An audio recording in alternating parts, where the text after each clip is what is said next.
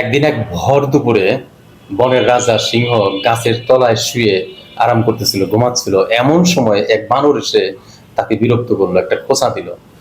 সিংহ তাকিয়ে দেখলো বানর তার সাথে বাদরামি করতেছে, কিন্তু সিংহ কিছু বললো না, আবার ঘুমাতে গেল। বানর এখান থেকে লাফাতে লাফাতে চলে গেল এবং মনের সুখে সে বনের যত পশু পাখি আছে সবাইকে সে খোঁচাতে থাকলো, বিরক্ত করতে থাকলো এবং বলতে থাকলো, বনের রাজাই তো আমাকে কিছু করতে পারে না, তোরা কি করবি?